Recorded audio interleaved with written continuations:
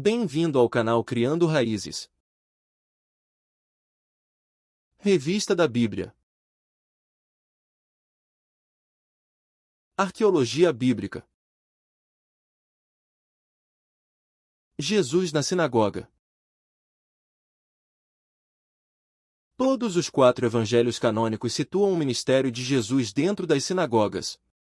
De acordo com Marcos 1,39, Jesus percorreu toda a Galileia, proclamando a mensagem em suas sinagogas e expulsando demônios. Mateus 4,23 e Lucas 4,14, 15 igualmente colocam a atividade de ensino galileano de Jesus dentro das sinagogas, e Lucas 4,43 e 44 coloca a proclamação do reino de Deus de Jesus dentro das sinagogas da Judéia. Finalmente, em João 18,20, Jesus afirma que sempre ensinou nas sinagogas e no templo, onde todos os judeus se reúnem. A sinagoga era intrínseca e não incidental à vida e carreira de Jesus. Ele ensinava em sinagogas, costumava frequentar reuniões de sinagogas, realizava exorcismos e curas em sinagogas, e discutiu e debateu a interpretação e prática da lei judaica nas sinagogas. O estudo das sinagogas antigas pode nos ajudar a contextualizar e interpretar melhor os evangelhos e sua representação das atividades de Jesus. Por sua vez, isso pode nos ajudar muito na reconstrução de um Jesus que estava totalmente em casa na Galiléia judaica do século I.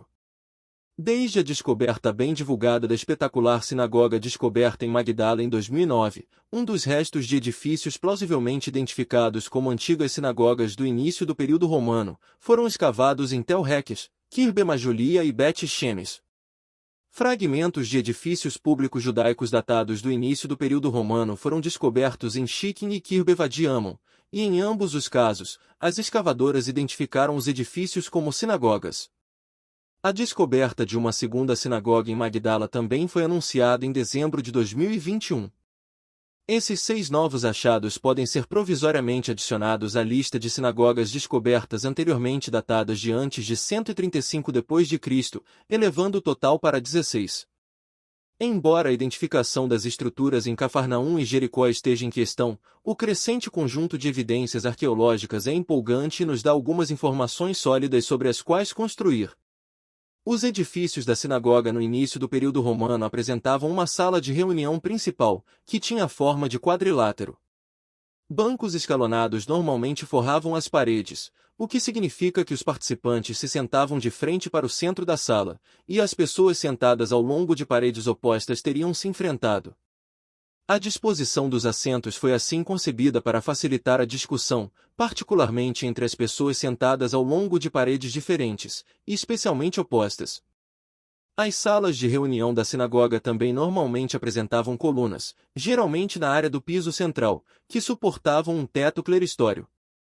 As colunas teriam obscurecido a vista do piso central a partir dos bancos, o que indica que as sinagogas provavelmente foram projetadas com audição em vez de ver em mente.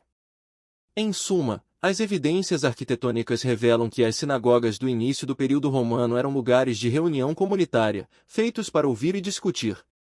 A sinagoga de Queria Sefer, na Cisjordânia, estava localizada no centro de uma pequena vila agrícola com uma população estimada em pouco mais de 100 habitantes. Isso mostra que aldeias muito pequenas poderiam ter um edifício de sinagoga, e sua localização no meio da aldeia ressalta sua importância como um lugar público. Da mesma forma, a sinagoga de Tel Heques, na Galileia, estava localizada em uma pequena fazenda rural. Em contraste, a sinagoga em Gama, uma grande cidade no Golã, representa o tipo de sinagoga que pode ser típica de um assentamento maior. É muito bem construído, com silhares de basalto esculpidos e colunas, e estima-se que tenha sentado mais de 400 pessoas. Além disso, evidências arqueológicas de uma sinagoga em Jerusalém foram descobertas na forma de uma inscrição grega encontrada no Ofel, popularmente conhecida como inscrição Teódoto. A inscrição, que originalmente pertencia a uma antiga sinagoga em Jerusalém, descreve as principais características da sinagoga, incluindo acomodações e instalações de água para os peregrinos. Assim, as sinagogas existiam da menor à maior das cidades e comunidades judaicas. A decoração da primeira sinagoga encontrada em Magdala indica que esses edifícios poderiam ser lugares coloridos e vibrantes. Apresentava afrescos de parede multicoloridos e colunas pintadas de vermelho. Seu piso de mosaico nos mostra que a prática de pavimentar pisos de sinagogas com mosaicos tem raízes que remontam, pelo menos, ao início do período romano. A descoberta de uma segunda sinagoga em Magdala fornece um paralelo arqueológico com fontes antigas que mencionam ou implicam a existência de múltiplas sinagogas em um único município, e pode até nos ajudar a entender melhor as assembleias judaicas em contextos urbanos. A capacidade de assentos da primeira sinagoga Magdala provavelmente não passava de 200, o que é apenas uma fração da população adulta de um assentamento urbano como Magdala. As sinagogas retratadas nos evangelhos são claramente instituições públicas e não associações sectárias. Quando Jesus diz, "Falei abertamente ao mundo", sempre ensinei nas sinagogas e no templo, onde todos os judeus se reúnem, João 18:20. A lógica da alegação de ter falado abertamente ao mundo requer a compreensão de que as sinagogas referenciadas eram locais públicos de reunião. As sinagogas nos evangelhos são geralmente descritas como locais de reunião pertencentes a comunidades locais, onde Jesus poderia interagir com o povo reunido. Ao participar de reuniões nas sinagogas, Jesus estava se envolvendo com o judaísmo comum praticado no início do período romano. Ao participar de sinagogas, Jesus estava envolvido na vida judaica normal e pública. A leitura pública da Torá e de outras escrituras judaicas nas sinagogas é amplamente atestada pelo historiador judeu Joséfo, pelo filósofo judeu Filo, pelo Novo Testamento e pela literatura rabínica primitiva. Da mesma forma, a inscrição Teódoto, descoberta em Jerusalém, afirma que a sinagoga a qual estava anexa foi construída para a leitura da lei e ensino dos mandamentos. Fragmentos dos livros de Deuteronômio e Ezequiel foram descobertos em uma sala lateral na sinagoga de Massada, talvez fornecendo um paralelo arqueológico com a evidência literária. Como a prefeitura local e local da lei judaica, as sinagogas públicas também serviam outras funções cívicas, especialmente a de um tribunal de lei e justiça. Os evangelhos retratam Jesus não apenas ensinando e proclamando sua mensagem nas sinagogas, mas também debatendo e discutindo com o público reunido. Era importante ser persuasivo nas reuniões das sinagogas.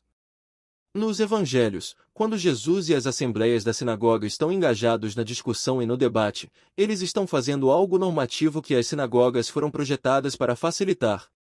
É assim, por exemplo, que devemos entender a representação da longa discussão entre Jesus e a assembleia da sinagoga em Cafarnaum no discurso do Pão da Vida, João 6:25-59. O debate entre Jesus e um funcionário da sinagoga em Lucas 13:10-17 sobre a legalidade da cura no sábado é um exemplo de uma disputa na sinagoga. A história termina com Jesus respondendo com sucesso ao desafio do oficial com uma resposta convincente, de modo que seus oponentes são envergonhados e a multidão se alegra com seus atos, indicando que o público foi persuadido pela resposta de Jesus. Neste caso, vemos a Assembleia decidindo a favor da legalidade do ato de cura do sábado de Jesus contra a opinião de uma elite local. Não existem evidências arqueológicas ou literárias claras para a separação de assentos por gênero nas sinagogas deste período. De fato, Lucas 13:11 mostra Jesus encontrando uma mulher com as costas curvadas em uma sinagoga, o que implica que ambos pertenciam ao mesmo espaço. Tanto as pessoas comuns quanto as elites aparecem em relatos de reuniões públicas nas sinagogas. As sinagogas públicas pertenciam à comunidade local. Isso significa que eles não pertenciam a uma seita em particular, mas podiam ser assistidos pelo público em geral, bem como por membros de diferentes grupos. As sinagogas da Galileia faziam todo sentido como um local para Jesus ensinar e proclamar sua mensagem, onde suas palavras poderiam ser discutidas e debatidas, e aceitas ou rejeitadas pela Assembleia. Às vezes, os ensinamentos de Jesus eram aceitos, como em Lucas 13:10-17. Outras vezes, a mensagem foi rejeitada. Talvez essa rejeição corporativa esteja por trás dos males que Jesus pronuncia sobre as aldeias galileanas de Corazim, Betsaida e Cafarnaum, Lucas 10:13-16, Mateus 11:20-24. As recentes descobertas arqueológicas e estudos sobre sinagogas ajudaram a recuperar uma peça vital da vida e da cultura judaica primitiva. Assim também foi uma peça vital da vida e dos tempos de Jesus. Sinagoga de Golã, situada em uma colina nas colinas de Golã com vista para o Mar da Galileia. Gama foi uma cidade estratégica que desempenhou um papel importante na grande revolta judaica do século I depois de Cristo.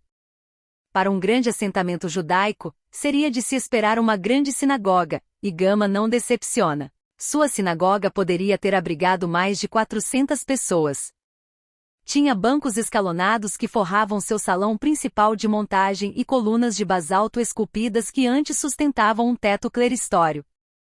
Sinagoga Magnífica Magdala. Arqueólogos descobriram 2 sinagogas em Magdala, localizada no Mar da Galileia. O primeiro era um lugar particularmente bonito, com paredes coloridas com afrescos, colunas pintadas e pisos de mosaico, o último visível na parte inferior da foto. A sala de reunião principal da sinagoga tinha 3 fileiras de bancos e uma misteriosa pedra em seu centro. Inscrição Teódoto. Embora nenhum vestígio arquitetônico de uma sinagoga do século I em Jerusalém tenha sido descoberto, evidências de um existe na forma da chamada inscrição Teódoto. Descreve a fundação da sinagoga por Teódoto, um sacerdote e chefe da sinagoga, sua finalidade para a leitura da lei e ensino dos mandamentos, e suas acomodações para peregrinos judeus que vieram para Jerusalém do exterior. Sinagoga de Cafarnaum. Feita de calcário branco, data do século IV depois de Cristo. Sua sala principal tem bancos de pedra ao longo de suas 2 longas paredes, e sua sala lateral serviu como um centro comunitário para todos os fins: escola, quadra, sala de jantar e até albergue. A sinagoga branca fica sobre paredes de basalto e uma plataforma que pode pertencer a uma sinagoga do século I.